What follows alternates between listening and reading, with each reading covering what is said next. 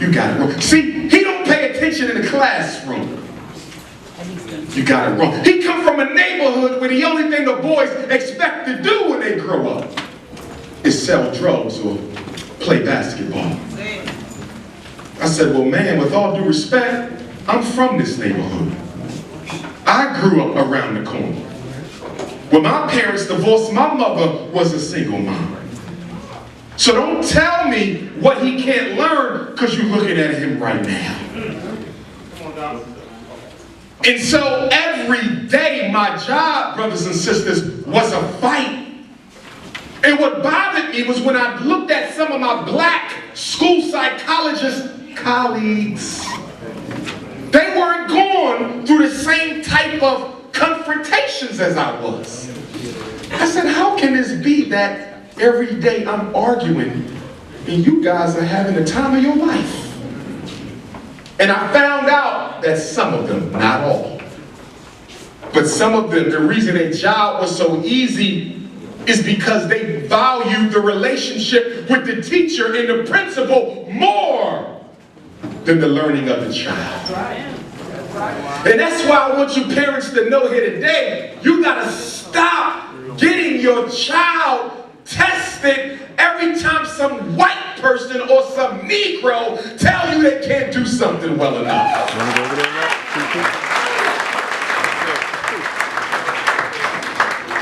As you sit here right now, half the black boys in this country in the 4th grade cannot read on a grade level. Right now, I don't care if they live in Atlanta, I don't care if they live in Charleston, I don't care if they're in Philadelphia, Brooklyn, Los Angeles, or Seattle. I don't care if they're over in Birmingham, England, where I'll be next Saturday. A lot of them can't read. So are we to believe that the reason our sons can't read is because they can't learn? Or have they not been taught? Now don't get me wrong, parents. I'm going to deal with you in a minute. But, because you got a hand in this. But, I got a problem with someone telling me that if a boy can't read, blame his parents when there's a white woman making $60,000 a year with a paid summer, more holidays off than anybody else, one of the best pensions in the country. She get paid so he can learn, but instead of holding her responsible, we're going to blame the parents, some of whom probably can't read themselves. Why am I saying this? I'm saying this because tomorrow we celebrate what? 61 years to the day tomorrow of the Brown versus Board of Education decision. 61 years to the day when the United States Supreme Court said you can't use race in education no more. The United States Supreme Court said race must be abandoned as a factor in determining educational placement or quality. 61 years tomorrow, and I asked you, are the schools still separate and unequal? Yes, they are. But I want to argue something else. Because some of you suffer from the form of post-traumatic slavery disease that I call insane integrationist disorder. What is insane integrationist disorder? This is a Negro who, despite knowing full well that black kids sitting next to white kids does not produce learning through osmosis, who know full well that black people living with, working with white folk does not produce a better quality of life. Logically, you know this, but psychologically, you are addicted to your oppressor. And because you are addicted to your oppressor, your love for him supersedes the best interests of your own children.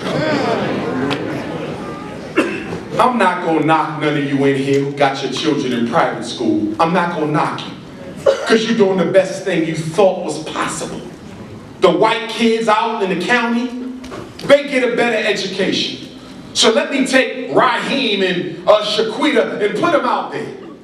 Maybe they'll learn better. But what you fail to realize is they can segregate your child right there in the classroom with the other white children. You fail to realize that even though he's in a class of white boys, he will be getting a Jim Crow education while the white boy is right next to him.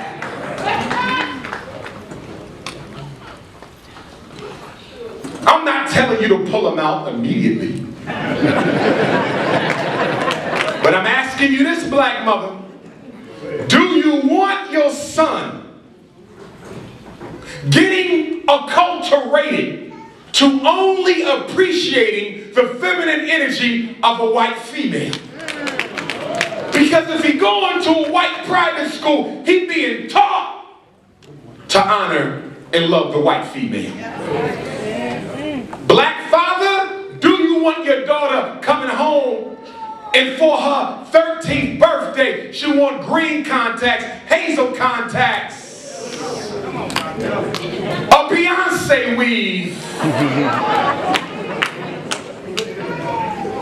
Don't blame media, don't blame radio, don't blame BET, blame yourself. So what do we do, Dr. Johnson? You're telling me that if I put him in a white school, he's going to be taught to hate himself. If I leave him in the ghetto, he got to fight every day, and he may not learn. So what do I do until you build your little school?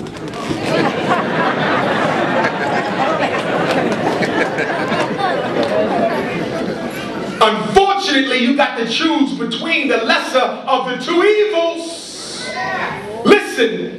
If it was me with my two little girls and I got to make a decision, I'm going to decide that she goes to the school in the hood. If I can't find an African-centered school, independent or charter, if I can't find an African-centered school, she's going to stay in the ghetto school. You know why? Because in the ghetto school, she might got to fight a little bit. Might got to survive a black eye or two. But I don't have to worry about my baby girl's self-esteem being crippled by racist white females. See, if the education ain't good in the hood, I can work with her at home. If the teacher not teaching her how to count, I can do that at home. But if they teach my baby girl that every time she looks in the mirror,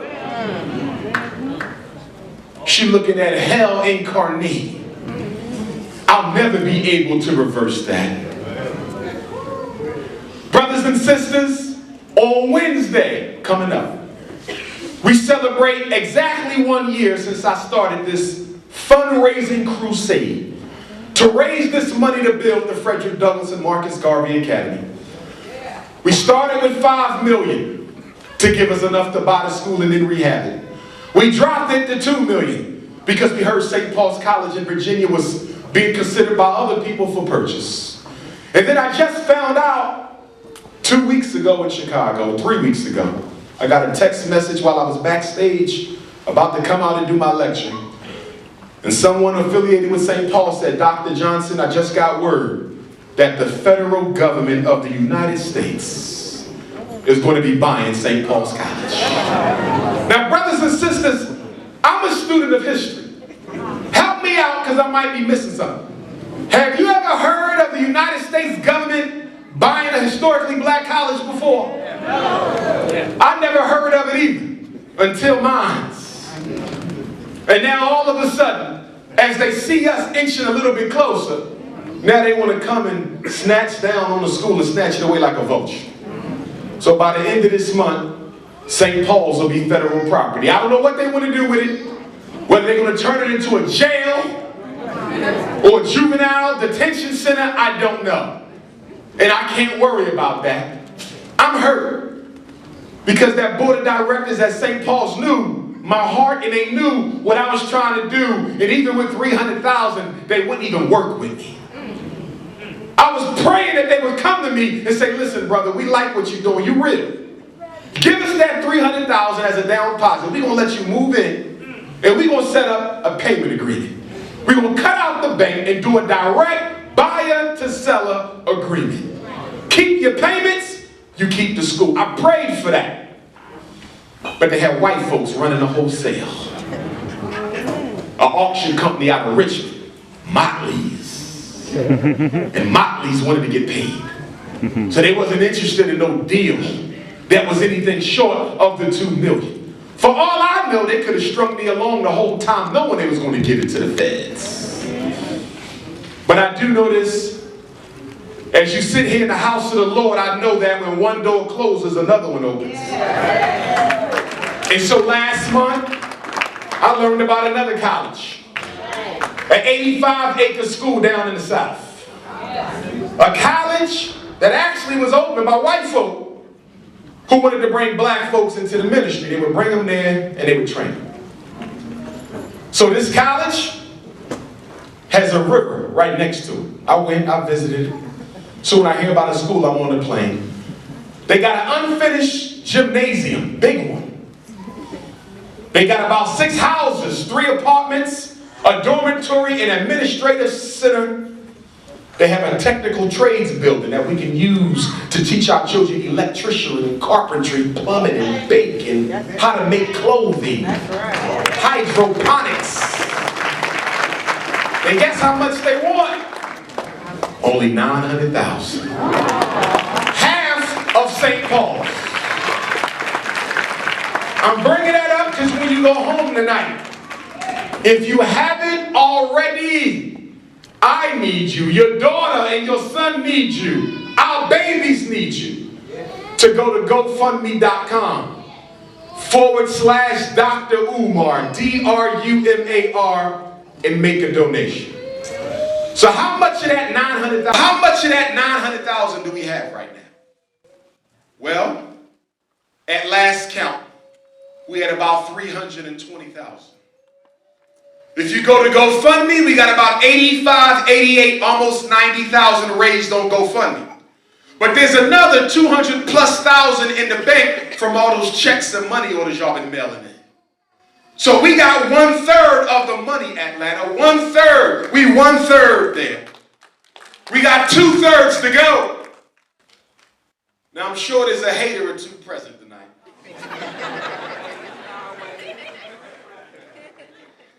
My God. I'm still trying to figure out, what is it about me that gets so much attention from the naysayers?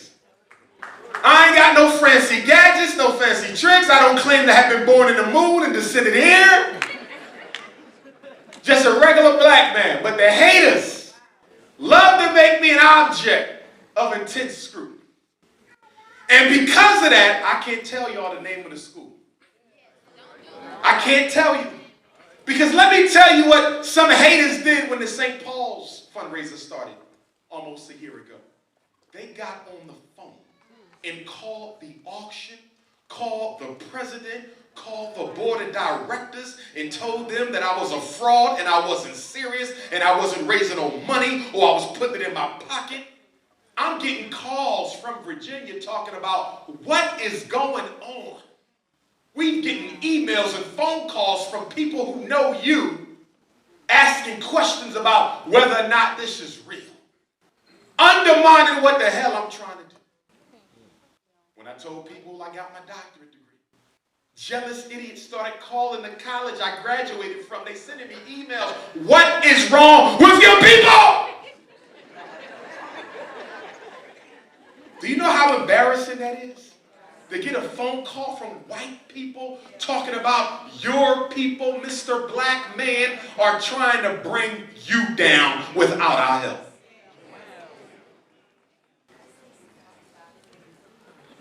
This is real. I just don't want to die. So I got a great voice. We've had several. But I'm hoping I want to die like Dr. King down the street who left something after he gone. I love the speeches. I'm a born orator. I got the blood of Frederick Douglass in my body. I love this. Medgar Evers. Yeah. People who had great oration but left a legacy for somebody.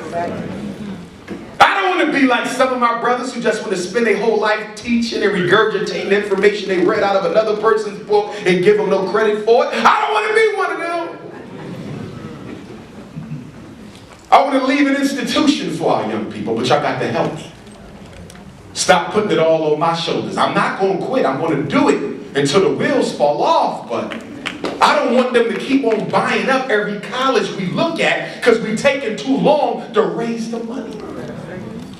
And some of y'all sending in $5 donations, but you got a $500 hairstyle on your head. Some of y'all sending in $20 donations, but you got a $700 big truck car note that you pay every month.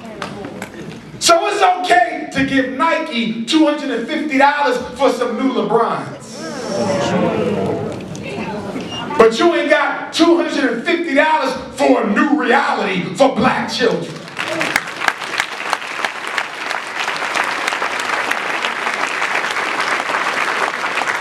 I was backstage, I got a text, somebody said Damon Dash is in town. Good, I want to meet with him. Okay, Rockefeller, Papafeller, whatever, I need some money. So if anybody know where Dame at, let me know. Alright, because we need to have a conversation. He talking about he can generate all this money. I respect the brother, he got good business sense. Let's sit down and have a conversation. But don't make this fundraiser about rich blacks. Film producers. Spook Lee and John Simpleton. Tyler Ferry and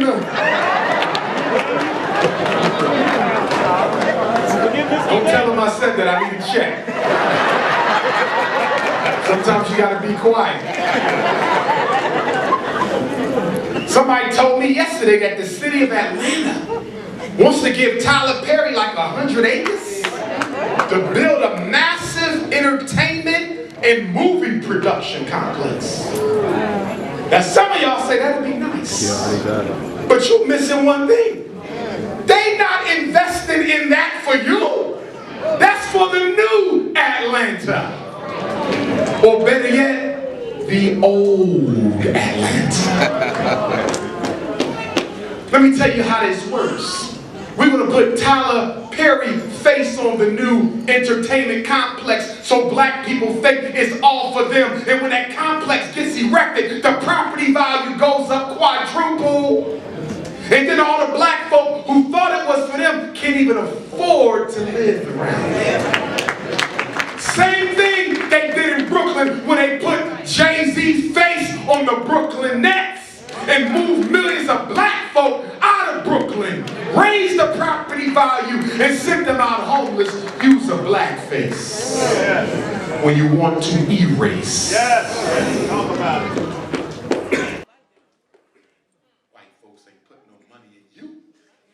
You don't even invest in yourself. So I'm going to go back down to Baltimore and do some work. I'm going to start a youth chapter down there. I love Baltimore. If you've never been to the Great Blacks and Wax Museum, go check it out. I was on CNN. Some of y'all saw it. Excuse me. TV One. Yeah, I seen. They had a town hall meeting on the Baltimore Rebellion. For some reason, my comments didn't make the final edit.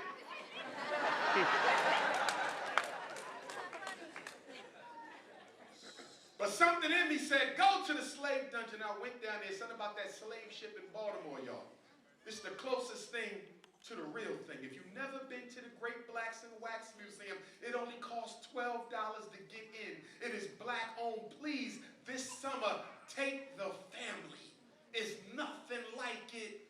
Hundreds of wax figures of our ancestors look just like them. I was only upset about one thing.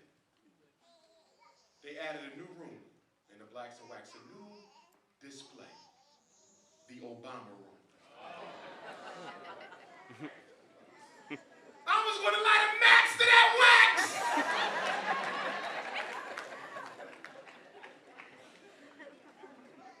But for those of you who want to experience the real thing, we're going back to Africa this summer, y'all. If you're interested in going, we're going from Thursday, July 23rd, to Thursday, August the 6th, 14 days. Last year we went to Ghana alone. This year we're going to Egypt and Ghana. We're going to take you to the pyramids. The Great Step Pyramid, you're going to see that. The Sphinx of Giza, 7 wonders of the world, you're going to see that. The Cairo Museum of African Antiquities, you're going to see that.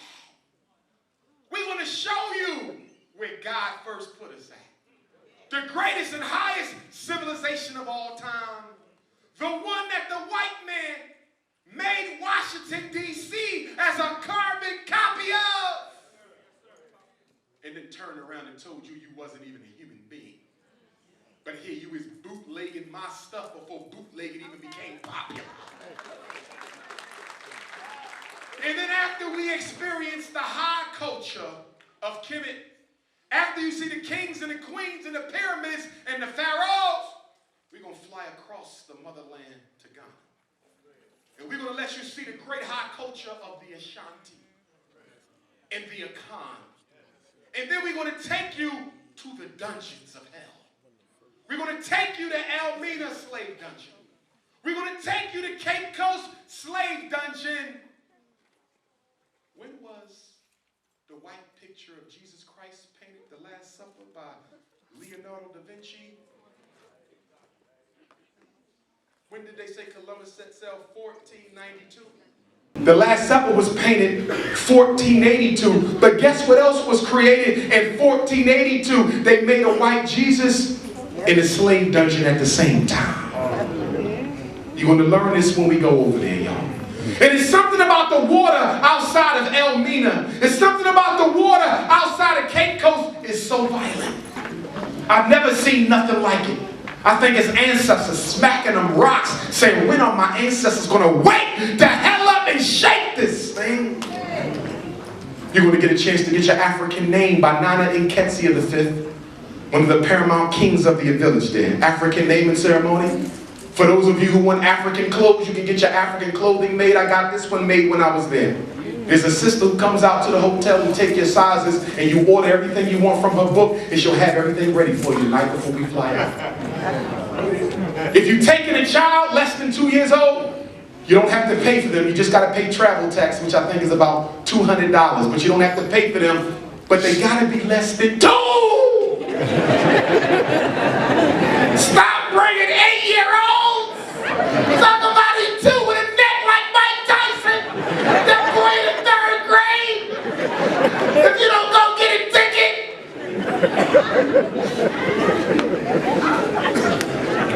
But if you're interested, there's a website you need to go to. Print out the registration form. Print out the visa application. This is real easy. You're going to mail a $300 deposit payable to Africa Dreamer Tours, along with the registration and the Ghana Visa app, which you can get all from the website, dreamertours.com. dreamertours.com. Click on the Dr. Umar trip. Now there's a separate one. Baba Smalls and Baba Jeffries is taking a trip to Ghana. We're going to be in Ghana at the same time. But my trip will be Kemet and Ghana. Theirs is a little cheaper. If you can only afford to do Ghana, at least you get there. But if you want to do Kemet and Ghana, roll with Papa. You're going to print out the registration, the visa form. Your $300 deposit for the trip, payable to Africa Dreamer Tours. You're going to mail in 2 passport-size photos, along with a $65 money order, payable to the Ghana consulate, and your vaccination card. Egypt, you don't have to get no shots, surprisingly. Ghana want you to have yellow fever. However, if you want to take a chance on the exemption form, I have that. You fill it out.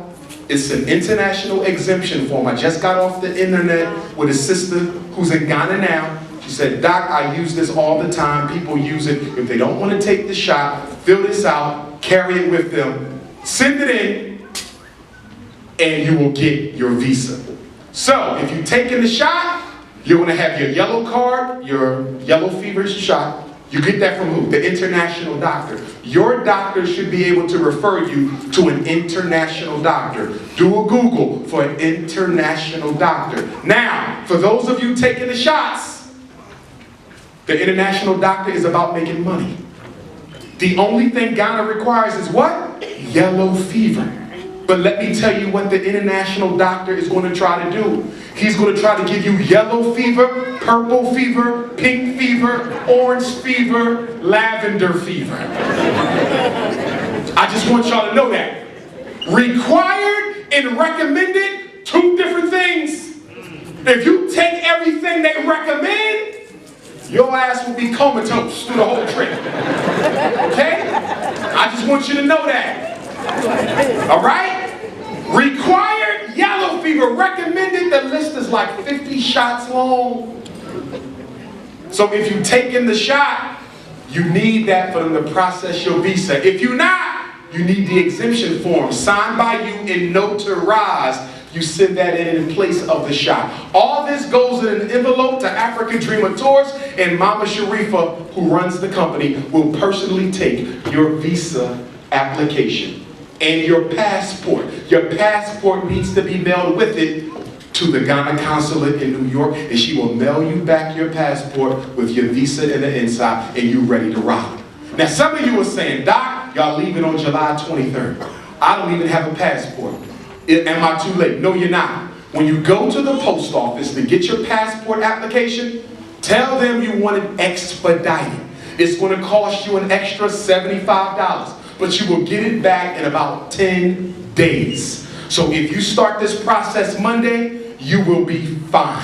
Get the passport, get your pictures, download the registration and the visa, get your $65 money order, get your $300 deposit, get your shot or immunization exemption, send it all in. The balance of the money is due by July the 2nd, I believe she said. So you gotta act fast. You know you got about 20 people who owe you some money.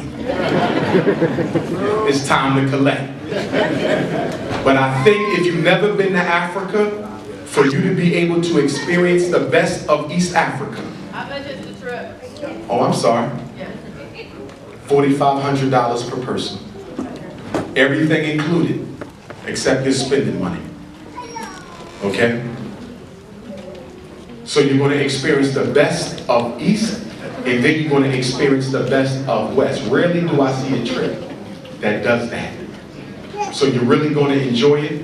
Well, Dr. Umar, how much money are you making off of this? 0 cents. I'm not doing this to make money. I know some people run trips to Africa and charge you $5,000, $6,000, $7,000. They pocket the other $3,000. I am not a race pimp. So brothers and sisters are going to be powerful. I suggest you think about it. Registration just started, so you're not late. This is fresh off the presses as of 2 days ago. Now, let me get back to this miseducation thing. Number one, I need y'all to understand that every diagnosis we give is a what, y'all? Opinion. That's right. I'm bipolar. That's an opinion. I'm borderline. That's an opinion. I'm depressed. You might really be depressed. But the evaluator is only making the best guesstimation. When someone says your son is autistic, they might be wrong. When someone says your baby got a math disability, they might be wrong. And I want every last one of you parents to understand me when I say this. If your child is below the 4th grade and somebody's saying they got a disability of any kind, I can guarantee you 85% of the time, they are wrong. You don't bring me no 8-year-old baby talking about can you test him for ADHD? Do you know what ADHD is? ADHD is ain't no daddy at home disorder. That's what it is. It is a lack of discipline in the home. Ain't got nothing to do with no brain medication. My son takes 5 milligrams of Ritalin. My daughter takes 6 milligrams of Adderall. My grandson has just started a trial of Concerta. My little baby girl is on Meditate. They said my boy got anger problems. He's taking Risperdal. They said my baby got borderline. They got him on some Prozac and Paxil. Are you crazy? In fact, what I like to do when I travel, because y'all don't listen to black people, I gotta bring teaching aids. So I brought me a teaching aid. This is the physician's desk reference to prescription medication. Let me see what it says about Ritalin. I turn to the page so much. Side effects of Ritalin include rashes, itching, fever, psychological hallucinations, physical convulsions, dizziness, arthritis, appetite loss, visual disturbance, abnormal heart rate, obsessive compulsive disorder, chest pain, stomach pain, psychotic reaction, changes in the blood's components. I'm reading from the book, brothers and sisters. Headache, weight loss, sleeping problems, and check this out, baldness. Stop laughing. You know why you're laughing? Because you picture yourself bald-headed. Stop it! But guess what? Those of y'all who got sons on Ritalin, it ain't that much. A little bit of Concerta, it ain't that much. By the time that boy 10, he might look like Kojak. Not only that, it tells you that it causes sexual dysfunction issues.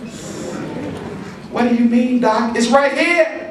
You can get this book for $7 at the supermarket. You ain't got to have no PhD. $7 and every drug in here. Not just the brain drugs, but the one you taking, sister, for blood pressure. And the one you taking, brother, for diabetes type 2, reversible. You better start checking out the side effects of the medicines y'all taking. A $7 book. Stop believing what the white man is telling you. So Dr. Johnson, let me get this right, because I'm listening to you, and are you telling me that my son might have problems making a child because he's taking ADHD medicine? That's exactly what I'm telling you. Parents, y'all got to wake up and smell the coffee, and y'all got to stop getting them evaluated. You know why? Because if you don't believe in drugs, you don't believe in ADHD. I'm going to say it again. If you don't believe in drugs, why was that child evaluated in the first place? Do you realize the only reason they want them tested is to medicate? Well, I just wanted to see if he had a problem. What are you talking about? These white folks ain't playing. Do you realize that once you come back with that paperwork and tell them I'm deciding not to medicate my son, they're going to call Child Protective Services on you, and that a social worker is in your house talking about they smell leftover weed. I'm telling you what they do. You ain't have enough food in the refrigerator.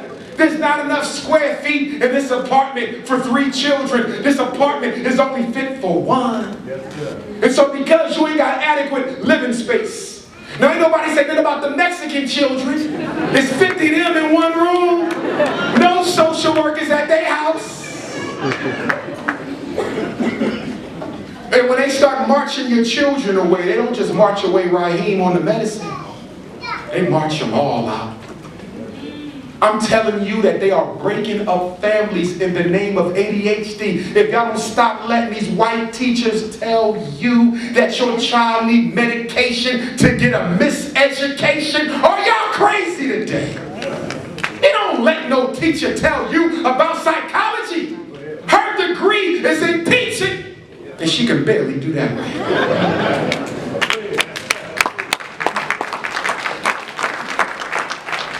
So people say, Dr. Johnson, why didn't you just open up a charter school, brother? Because you've been at this thing for a year. Why don't you just come down to Atlanta, open up a charter school?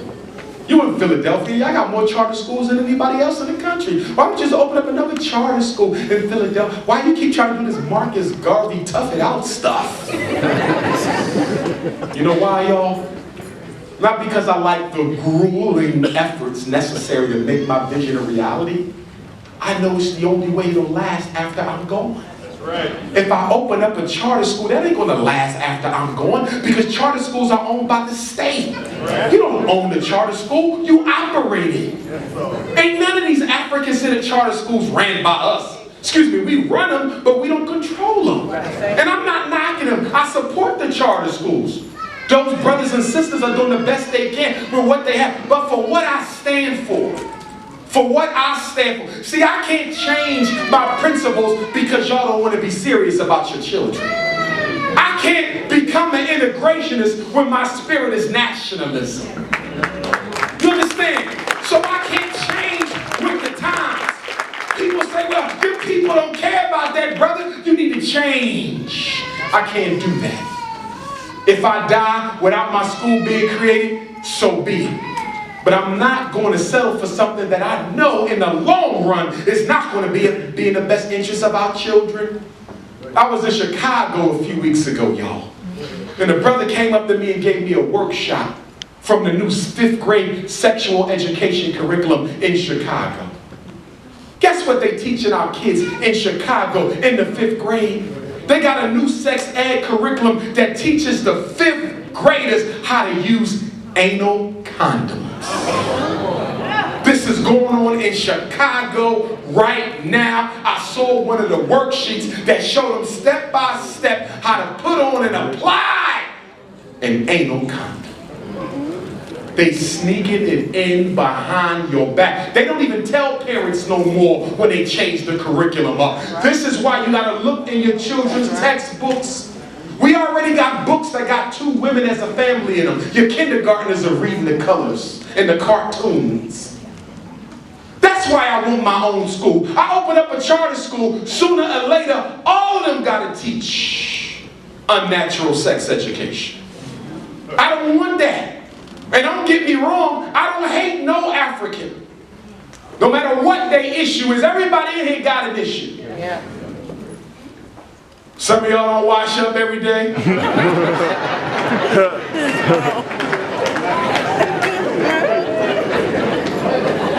We all got an issue. Some are worse than others. But I can't hate no homosexual black man, because I know 9 times out of 10 the reason he's homosexual is because his parents don't know how to choose babysitters too well. I'm not going to hate him. I disagree with his lifestyle. I will let him know that. But if my brother need to have a conversation with Dr. Umar, we going to talk in private. But don't ask me to co-sign your lifestyle, because that is not an African reality.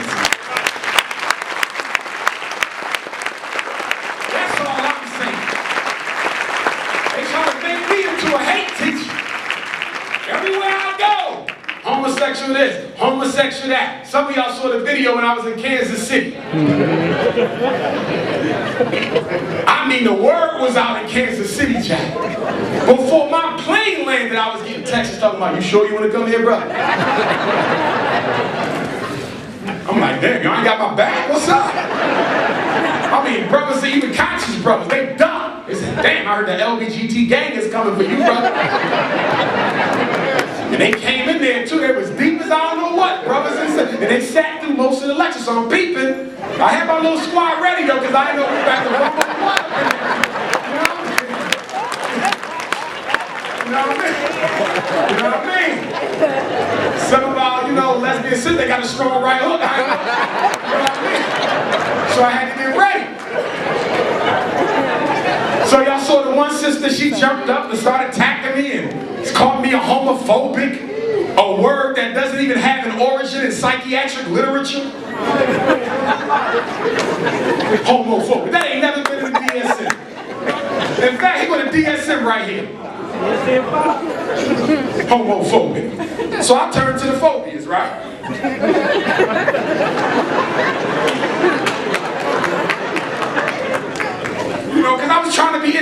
homosexual with the sister. I said, okay. Phobia. Here we go, phobic disorders. Page 121. You know, because I'm trying to be scientific. I say, here you go, sister. Agoraphobia. All kind of phobias. Where the homo one at? It's not in there. Homophobia is a word they made up to castigate anybody who disagrees with the lifestyle.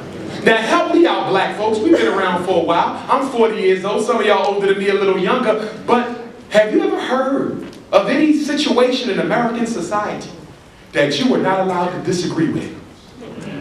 You're allowed to disagree with Christians. You're allowed to disagree with Muslims. You're allowed to disagree with Republicans. You can disagree with Democrats.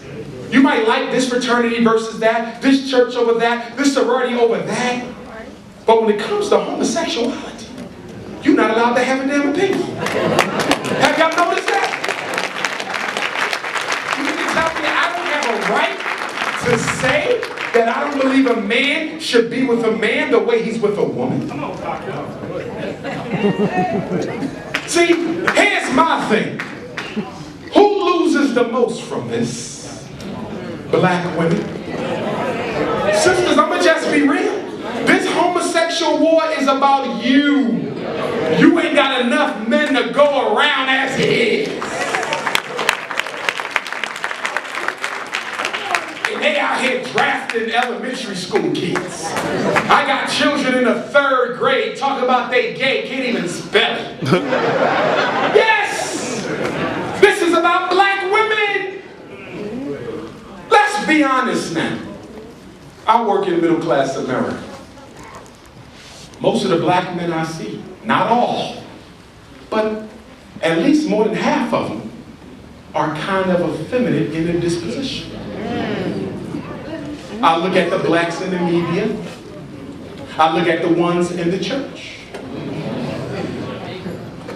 I look at the ones lecturing on the college circuit. I look all around, and if you notice, there's an effeminizing tendency now going on amongst middle-class black males, to the point that our young brothers who just graduated from Morehouse today, a lot of them are going to have to make a decision about how far they want to go with their career.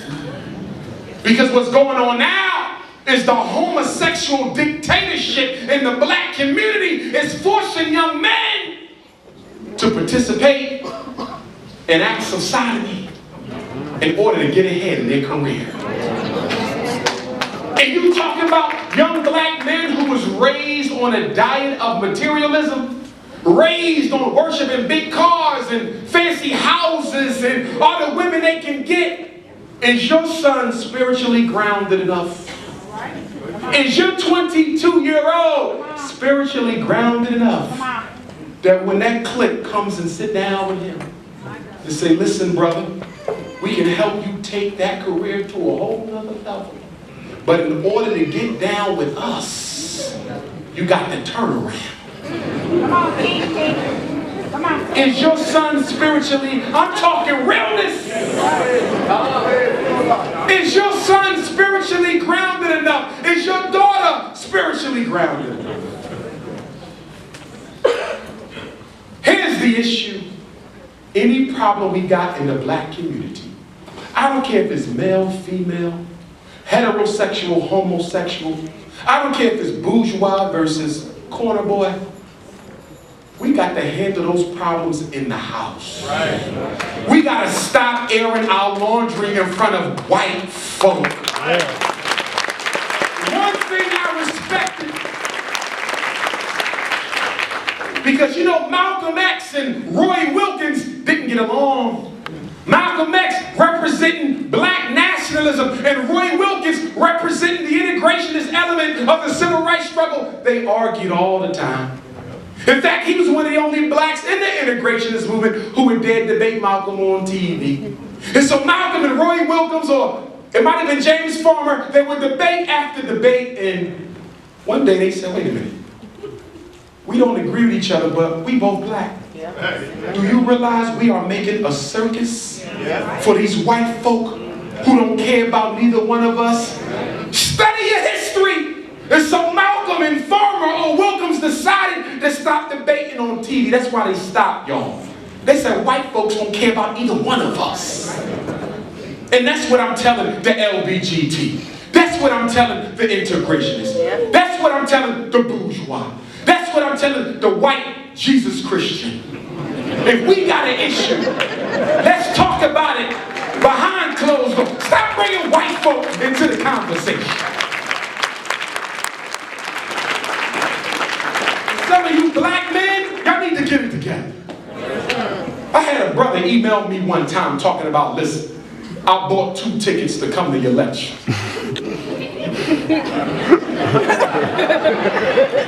And one of them is for my white wife. And she wants to know why she can't attend. I said, brother, this is for black folks.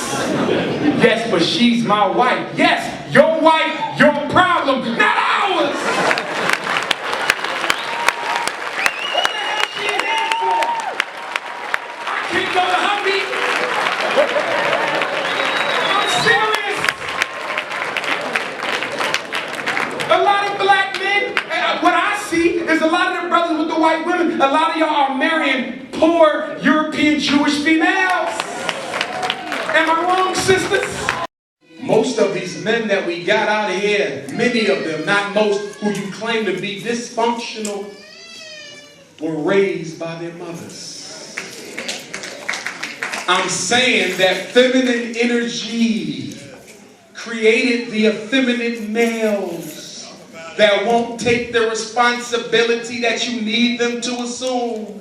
And then I hear from women who talk about irresponsible men, and I look at the one you raising, and he's just as bad, if not worse, than the one you dealing with.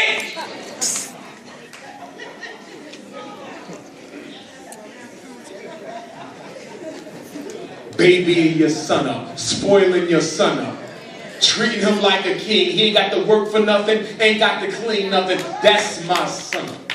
Ain't good for nothing. Grow up lazy, and all he want to do is find a woman who gonna be just like his mama.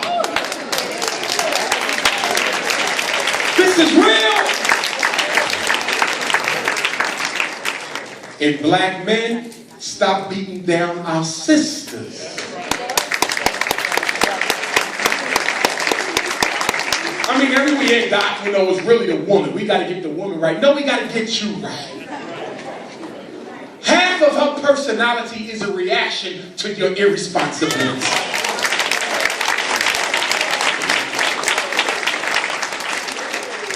And if you believe in having more than one wife, be honest with the woman. Don't leave her alone and string her along. Manipulate her into double wifery.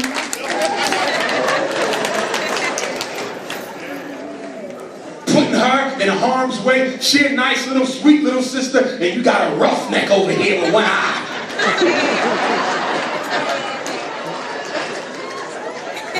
Your pretty wife could be all beat up by the time one eye done. Don't put her in no situation like that. And woman, don't put no brother in that. We got this thing in the hood called almost divorce. I'm sick and tired of meeting almost divorced people. Well, yeah, we separated 3 years ago. You ain't divorced yet. Brother, stay away from another man's property. Until that paperwork is done, that woman belong to him, you better be careful. Because he got one eye too. Play with the wrong man's cookie jar, you catch a casket today. And we need to stop looking to build a relationship so fast before we even know the person.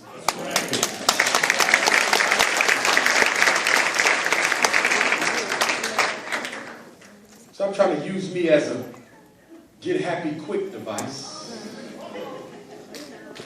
If you miserable with your own life, what am I going to do about it? You dating me to distract you from your internal issues that you don't want to face.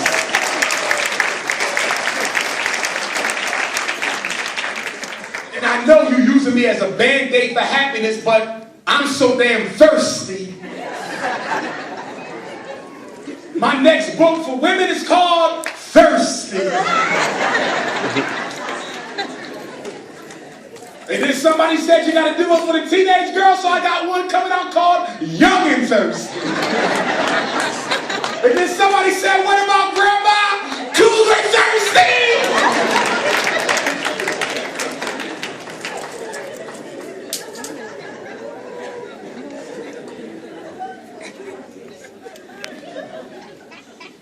I'm not telling women about themselves. I'm not a woman. I'm telling you about men and the mistakes y'all make when you date. Getting intimate too fast. The faster you get in the sheets, the quicker the relationship ends.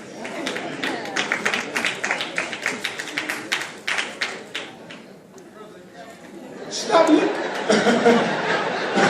Y'all all right over there? We need some therapy? Somebody having a catharsis over there? Okay, that's therapeutic.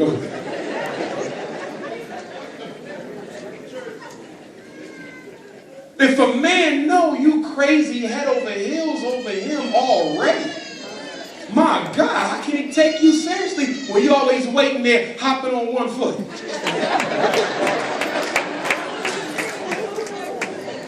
And when you do have a good man, would you please stop taking advice from women who ain't got no man at all?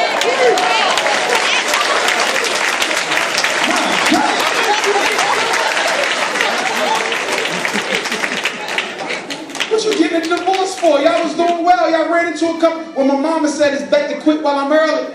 Your mama been divorced 5 times and caught 2 cases. What you listening to her for? 1 pint of water a week. 2 and burn back.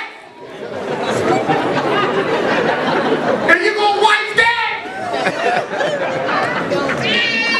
Even the baby said it. So I'm saying, take your time. If it's meant to be, you don't have to force it. Some of y'all want to trap people into relationships. If you gotta force them to marry you, can you imagine the type of relationship it's gonna be?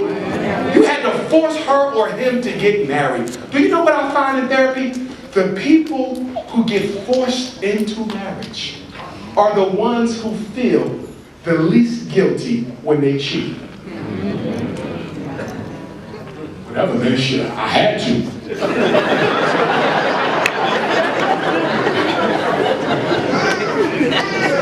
I'm ashamed of my game. I told her what her mama do me.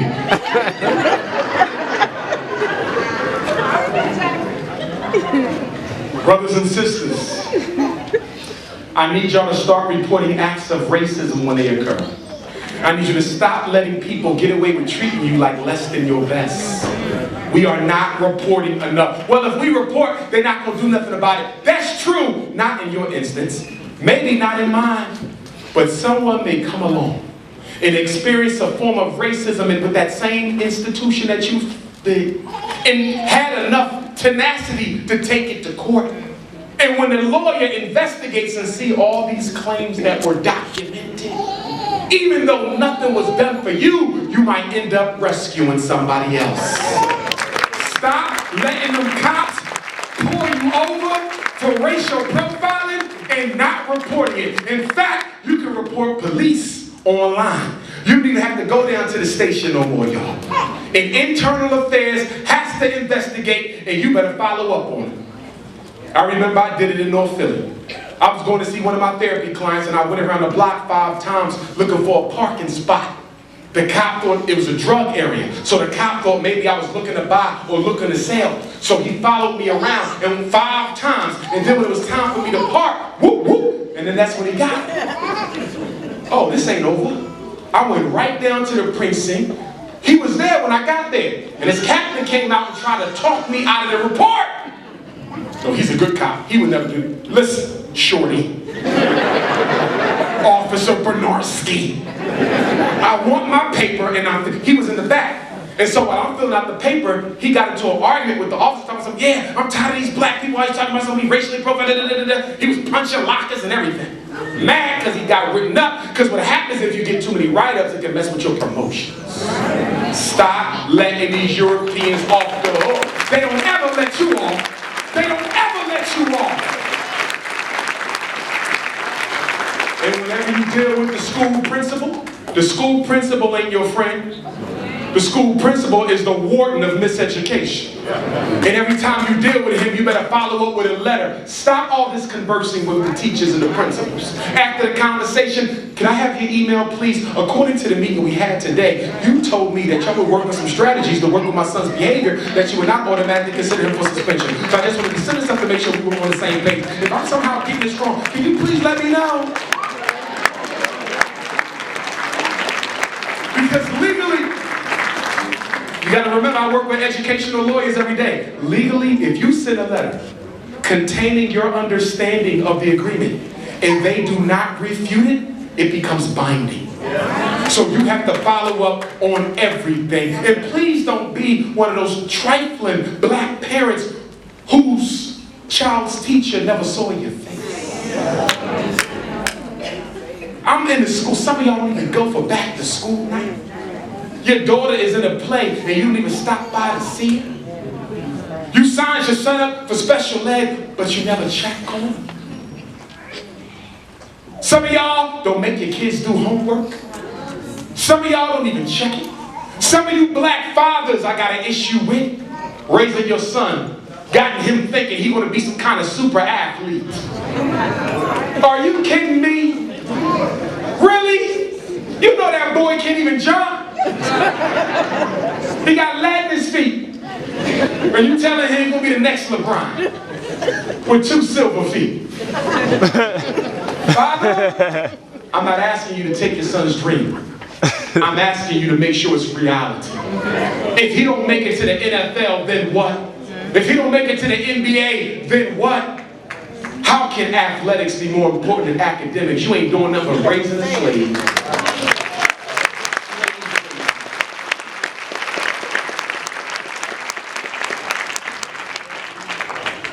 And make sure you get you an animal that can read spirit in the house. Some cats, some birds. Me personally, I do snakes. I'm a python man. I don't pick them up unless somebody else do that. But if somebody come around me who ain't right, my python stand right up. We got that kind of relationship. I don't care who it is. You need something that can help you read a little bit. Get a goldfish or something. Worm, something. The other thing, black people, we have to start creating living wills. Most of you don't have no living wills. You say, well, I ain't got much. What I need a will for? Well, guess what? You worked a day in your life. You at least got Social Security. Do you realize all them cars you got in the back, somebody gonna lay claim to that? That little 401k you started 10 years ago got some interest on it. Your children, your brothers and sisters, your parents might be fighting over that. Your book collection, you got every book written by every great African master teacher, original copy, that's worth money. They might go to war over that. Everybody in here, I don't care whether you think you only got 10 cents to rub together, you need a will.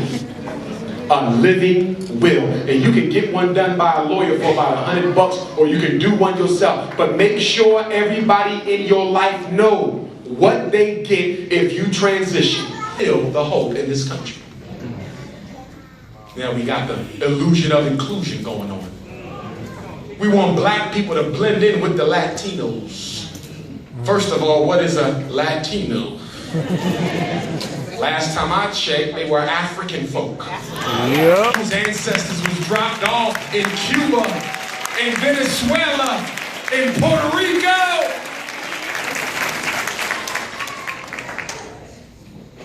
How you think Santeria got to Puerto Rico? How you think Paulo and Lukumi came to Venezuela and Cuba? So you mean to tell me you practice an African religion, but you don't know how it got there? How about your great-grandmother brought it? and passed it down to you. But in the transition and intermingling of African, Native American, and European, you ended up coming out a little bit lighter than the rest of us. And because you spoke Spanish, you decided that you're just going to create a whole new separate identity from the other Africans. My great-grandfather Cicero Noel, may he rest in eternity, was a Spanish-speaking Cuban. But you think I'm gonna go take some Spanish classes and call myself a Latino? Hell no, I'm an African. I know what I am, and I ain't trying to be nothing else. And let me say this, black people. Stop wasting your time trying to recruit people back into the race. Some of y'all are crazy as hell. Well, I met this Puerto Rican sister and I wanted to bring her into the knowledge of herself. She knows she black. Some of the Mexicans know they black. Some of them East Indians know they black. Some of them Arabs know they black. But why am I going to come to America and identify with the very people that the country hates the most? What am I saying? I'm saying that once we get our act together, once we have a self-contained community, once we have that hospital and that factory and that farm and that clothing manufacturing plant, and we can start putting our own people back to work, I will bet you my life that them same Latinos will become Afro-Latino overnight. How much you gonna bet? Some of them so-called untouchable, Dravidian, blue, black, purple, East Indians walking around Atlanta acting like they ain't from Africans will become Afro-Indian in a weekend. The only reason why nobody want to identify with us is because we're losing right now. Nobody wants to belong to the losing team. But once we turn this thing around, I guarantee you, once we turn being black from a badge of shame to a badge of honor, you're going to have to give out an application to keep them fake people from claiming they're part of the race.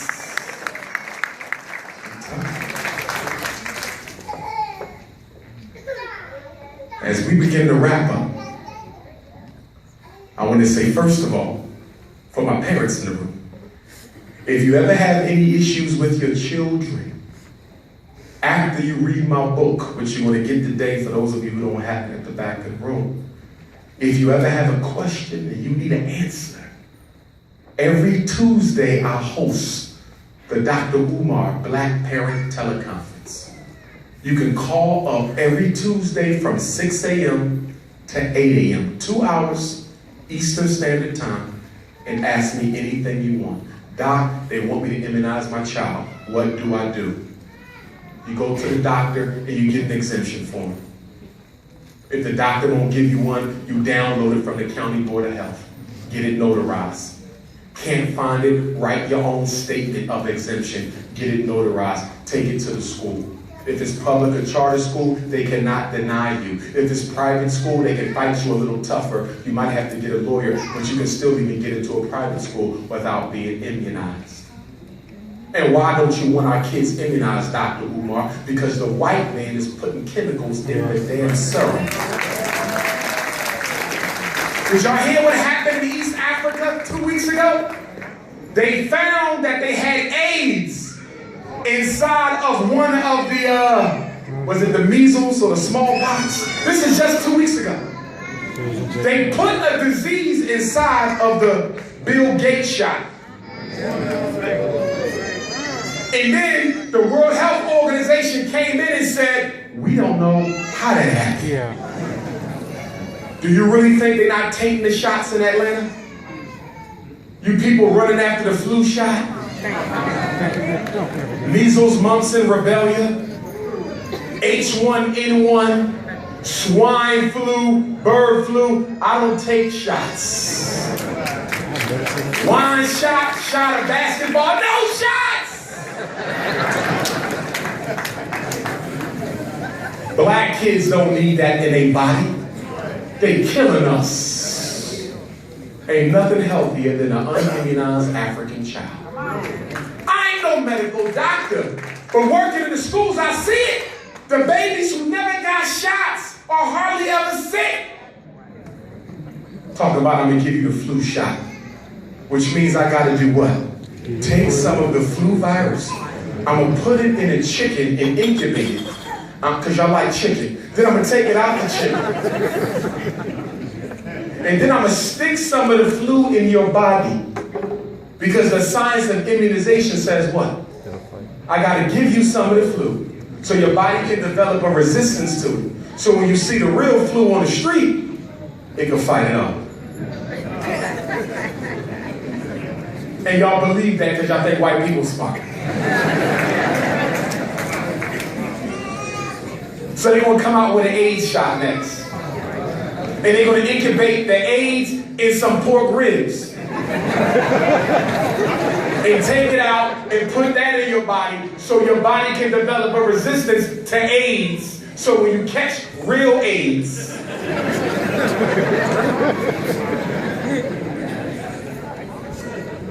you notice how we get around white folk and our brains stop working? I'm serious. I see it with my colleagues. We walk into a room, the white person will tell them something they already knew. Thank you so much. You already knew that. I mean, just worship white folks just for being white. That's why they can't come in our meetings. I don't hate white folk, but I know they ain't got my best interests at heart. And what y'all need to understand about racism is what? Racism is not about how white people feel about you. I'm going to say it again. Racism has nothing to do with how white people feel about you, Atlanta. Racism has to do with white people wanting to stay in control of Atlanta. I'm telling you, those white folks who you hang out with, they might think you okay. They might laugh with you, go fishing, invite you over their house for their birthday party. Gonna have a special seat though. They might do all that kind of stuff. But guess what? That's personal. White supremacy is business. Let's say me and the sisters over here, we good friends. But guess what? She got a business selling shea butter. And I have a business selling shea butter. Her shea butter is selling more than mine. I want to know what she's doing to put those juices and berries in that shea butter. But she won't tell me. It ain't personal. That's business. But when y'all get around white folk, y'all don't separate the personal from the business. You think because you went to lunch with them, that it's okay to bring them home too. You can smile at them like they smile at you, laugh with them like they laugh with you, but at the end of the day, don't you tell them none of your personal business because they will use it against you.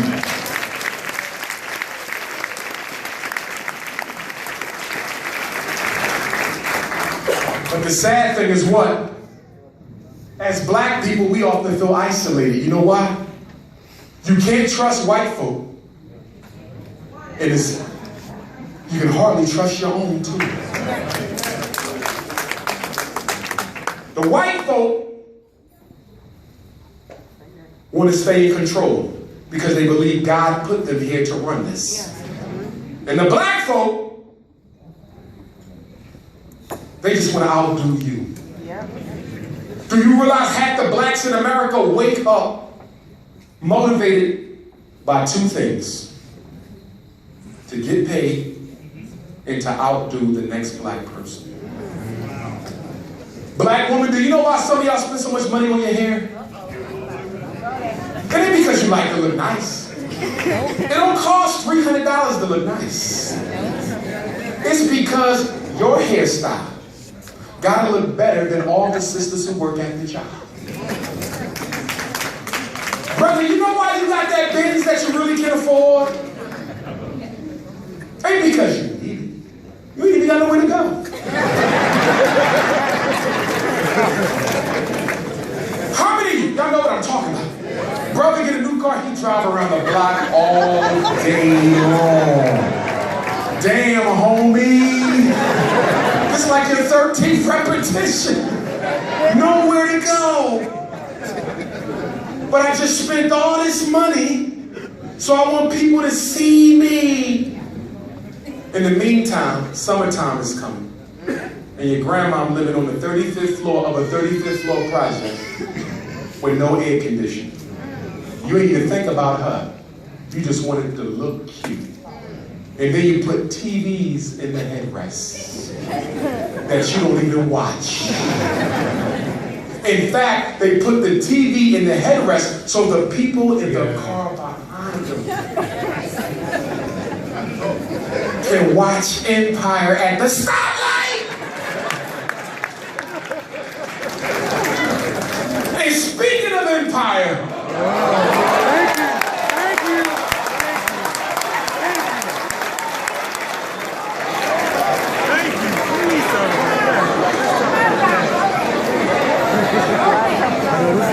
I gotta give Lucius Lyon credit for something though. He do not like white folks. You gotta give Lucius that. He can care less about a European. But other than that, you see what they did, right? They took the Cosby Show and remixed it in the hood. And every black man in Empire, not one of them has a positive relationship with a black female. Lucius can't stand Cookie. The oldest son, Andre, got a white woman. The middle son is hyper effeminate with a white gay homosexual lover. And the youngest son, Hakeem, with that played out box. And the 3 LeBron parts. He don't trust none of the women he dates. He uses them and abuses them. Look at that. A movie with like 6 main black male characters, and not one of them has a positive relationship with a black woman. And then look at the woman. You got Cookie, gold digging, power hungry, I made you, you would be nothing without me energy. And then you got the young sister who dates Hakeem. She's sleeping with another woman. And then they got Precious in there. Stop laughing, stop it, stop. You're not right, stop. I'm glad they gave Precious the role. But why she got to have a blonde weave?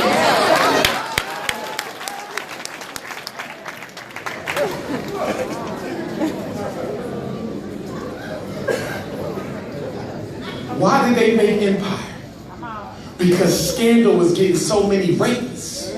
Because black woman was just in love with a black woman who gets to sleep with the white president. And they said, well, damn, if black folks, if Scandal is breaking records like this, we want to make this even better. We want to give them a black family that everybody can love. And Empire is not about you. It's about your children. Your daughter in the 4th grade watching that. Your son in the 6th grade watching a mini-series where none of the women are decent and upstanding. And then they watch Scandal. And then they watch Husbands of Hollywood, Wives of Hollywood, Hip-hop wives, basketball wives.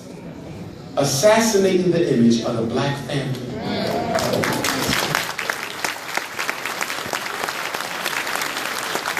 But look at the strategy. Look at the strategy. We're going to kill the image of the black family in the mind of the black child. But at school, we're going to teach them how beautiful it would be if they would just settle down with somebody of the same gender. They are promoting gay marriage while they kill the image of the traditional black family. And what I hate most about it is that this Holocaust, I'm not talking about slavery, I'm talking about the new one. This is the African extermination Holocaust. This one is different from the Ma'afa of our ancestors. It's different from the one of the European Jews. It's different from the Tasmanians of Australia when they was wiped out by the British. Or the Herero of Namibia when they was wiped out by the Germans. What's making our Holocaust more unique than the others is this is the only one in recorded history. The only Holocaust in recorded history where the victims participated in it. Can somebody tell me why we ain't got a movie on the Nat Turner resurrection yet? Can somebody tell me why there ain't been a movie on the Garvey movement yet? Can somebody tell me why Denmark Vesey's story has never been put to life? But I learned last week that there's a movie coming out about the history and legacy of gangsta rap fathers NWA. Look at this, y'all. They're doing a movie on NWA. Ice Cube, Ren, Yella, Dre, and Easy.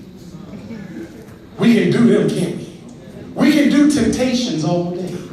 We can do Why Did I Get Married 3, about to come out right now. Look at her, let me go to movie phone.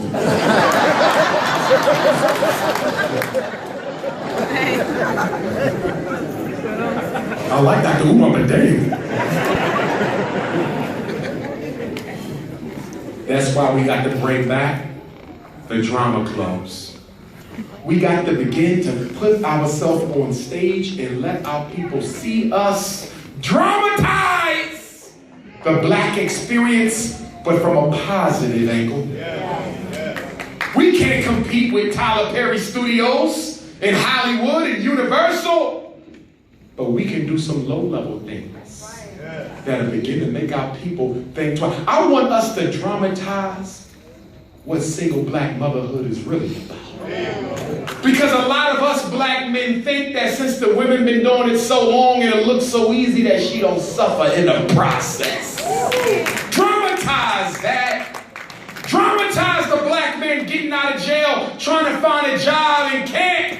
Dramatize him fighting to be with his children, even when she say no. Dramatize that. Dramatize a black woman who ain't comfortable with natural hair, but who loves who she is enough and wants to set the best example for her daughter that she goes nappy and lives through the trauma and abuse and neglect of her own friends for sacrificing the weed. In fact, we should have a weed bonfire. Burn all of them. Have a weed bonfire that night. Take it all out. Weed bonfire. In fact, we should have a weed baptism. You gotta baptize you, I'm serious. And when you go into the water, we snatch the weed off and you come on.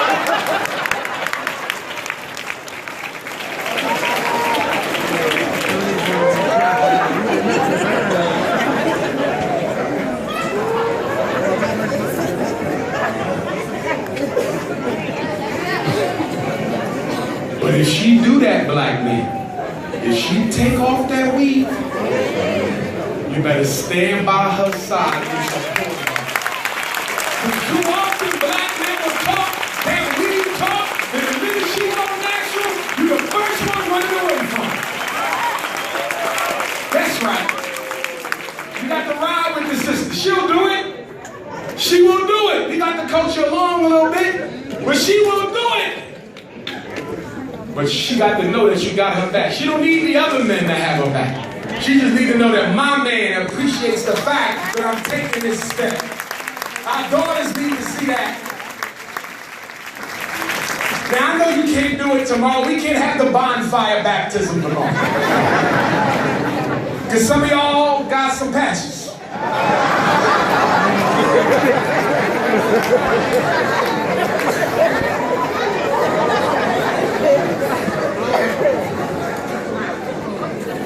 In high school, I took up barbering at the military school. They taught us how to cut our hair. I saved probably thousands of dollars because I do my own.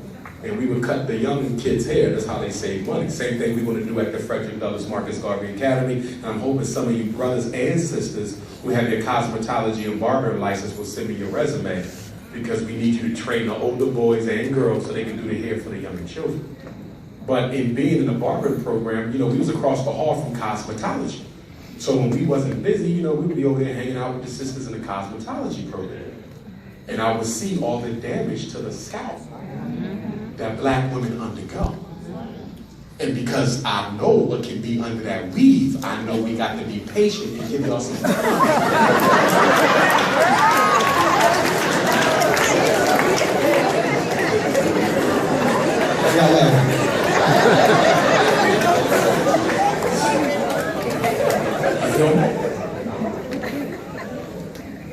Because sometimes you got to get some of the royal crown and the thick grease. Murray's? No, women don't use Murray. That's for the waiters. That's the brothers. That's escrow. Apex? Jax? Magic? No, magic. What's the thick grease? Magic? Magic! The thick grease. To fill in the patches. And brother, you got to love your woman enough to rub the patches and stimulate it.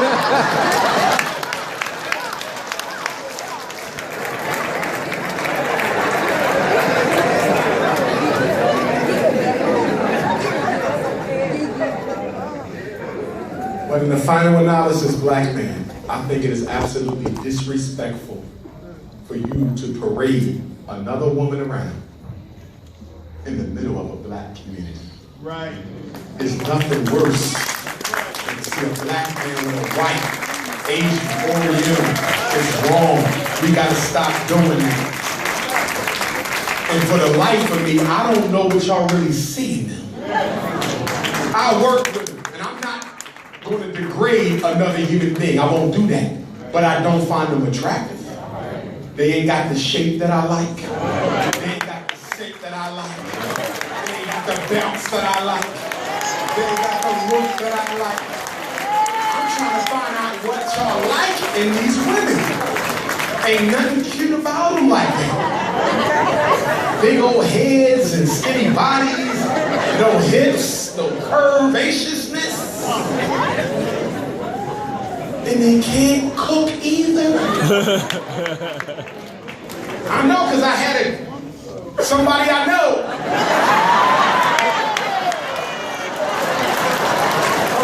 Whoa. Somebody I know. A long time ago I had a white woman. And I went over his house and she made us lunch. It was like these turkey sandwiches, and the turkey was all hard and coarse, and the mayonnaise was all thick, no paprika, no jerk sauce, no nothing. So I figured it out one day. When I picked up Franz Fanon, the great black African psychiatrist book, Black Skin, White Mask, who had a white woman, and he told me why black men marry white women. It's because they secretly long to be white they damn self. Inferiority complex. And black women, I don't want you to start doing what the brother doing. Because some of y'all that got so frustrated with us, you're like, forget it. I'm gonna go and experiment too. But I need y'all to be careful. Because when you start getting into these men, these other cultures, a lot of them have a history of same-sex experimentation. You gotta recognize, Sigmund Freud said it was normal for adolescent boys to cohabitate with each other. That's right, white psychology believes it's healthy for a boy to play with another boy sexually. So when you out here talking about I'm dating this white male, I'm not saying most white men are gay, but I know that that culture is much more expressive within that particular society. Y'all need to be real careful. And some of y'all into these Asian men. Me so horny. Y'all need to be careful. I want you to be careful. There's some good black men out here. Sister, just get your act together. Brother, you too, get your act together. Have your house in order. Financially, health-wise. Because I'm up to 270 pounds. I was 180 when I came out of high school. I was a distance runner. The mile and the 2 mile. I normally did the mile and then I hid when it was time for the 2 miles. I'm trying to lose some weight this summer. Get ready for my Egypt trip. Well, actually next summer. Because I'm going to spot dinners tonight! But anyway. I'm lying. I'm fasting. But for those of you who haven't sent me your resume for the school, please send it. fdmgresumes@gmail.com. We need teachers, yes we do. We need math and science and language, yes we do. I need some people who can speak African tongues and can teach it. I want our kids to have at least 3 African languages. So if you can speak an African language, if you're fluent and you don't mind teaching it, you don't have to have no teaching certificate. Okay? I need social workers, counselors, secretaries who can type. Talking about I can answer 25 phone calls a minute. That ain't helping me. I need house parents to live with the children in the dorms when they come home from school. I need farmers. I need people who know how to do fishing. We got a brother in North Carolina, y'all. He's going to teach our children how to do shellfish fishing, how to do scallop and scrimps. Oyster! So we gonna have a fish fry like once a week. I met a brother who knows how to make shoes. An elder. Did I meet him here? I might have met him in Atlanta last time. Chicago, I think it was. He knows how to make shoes. He showed me, he brought the shoes. Brother, I can teach our kids to make their own shoe wear. So we gonna have an FDMG towns.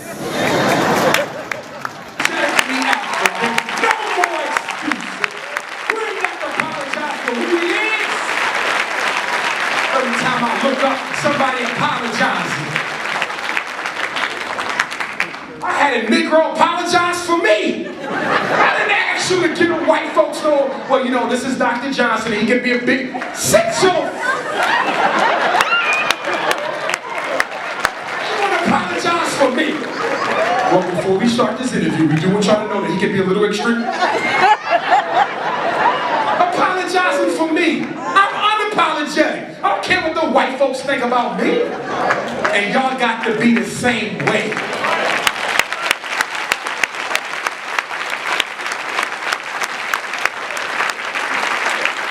Well, this is one of the reasons we got to become more entrepreneurial. You got to get off that plantation. Because until you get off that plantation, you will never have a free tongue. The only reason I can talk the way I talk is because I'm self-employed. You got to get there. I didn't say do it overnight. It's a process. Make sure you find the right business coach. Better yet, find some other Africans in Atlanta or your hometown that you can go into business with, so when y'all take a hit, it's not all on your shoulders. And we got to get more creative with the black businesses we have. I still don't understand why every city I go to, and I haven't been to most of them, why we don't have once a month a Black Wall Street event where every black business in the city is there right now. Full well that black kids sitting next to white kids does not produce learning through osmosis, who know full well that black people living with, working with white folk does not produce a better quality of life. Logically, you know this. But psychologically, you are addicted to your oppressor. And because you are addicted to your oppressor, your love love for him supersedes the best interests of your own. Together and separately, you got to do the same thing. And don't feel bad about keeping your children away from blood relatives who you know are not good examples. Some of y'all struggle a little bit. Why? Because you say, I'm going to have to take my kids out of this neighborhood right here if I'm going to raise them right, because my cousins and my aunts and uncles and my siblings, they're not giving them the right example. And when you pull away, they accuse you of thinking you better than them. But you don't let what they think bother you. You don't think you better than them. You just know you got to do the right thing for yourself. It ain't easy. It ain't easy. I remember I got my first master's. Certain folk in my life started giving me the twists. And then the second one came. What do you need two for? And then the third one came. He just loves school. So you can't let that stuff bother you. And for my educated blacks, those of us with master's degrees, and especially those of us with doctorate degrees, let's set a better example for our people by coming back into the hood and stop running away from it. Stop that. And don't let your degree make you. I have a PhD. Now you think you're some sort of God or deity or something. Better find a way to pay back them loans. That's what you need to be doing.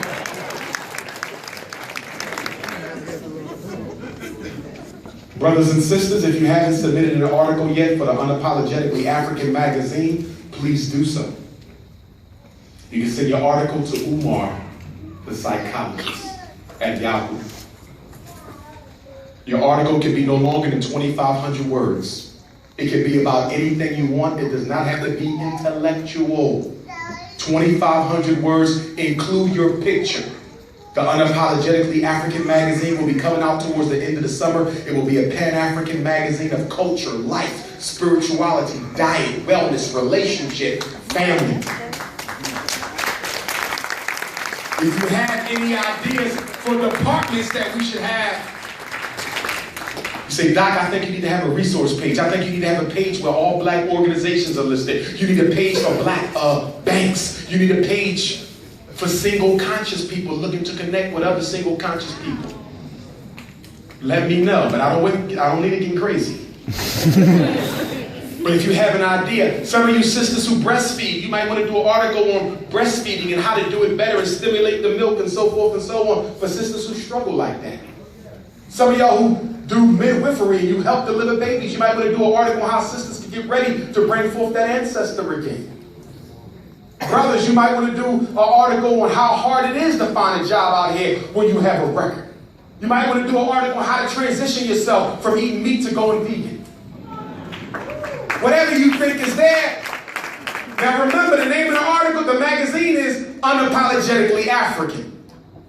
And we will have counter articles. Somebody might be an integrationist, want to write an article on how they think Pan-Africanism sucks. I might put that in there because you got to promote that thought and analysis. And black woman, when you send your article in, because it is Unapologetically African, you might got to get you an afro weave and put over your weave and take the picture and send it in. I ain't gonna tell nobody that's not your hair, but you can't be all up in there with a Beyonce do. And the unapologetic, you feel me? Get the wig, I know they sell them. Okay? Get the afro wig and do it like that. FDMG resumes at Gmail, Umar the psychologist at Yahoo for the articles, dreamertours.com for the Africa trip. Let me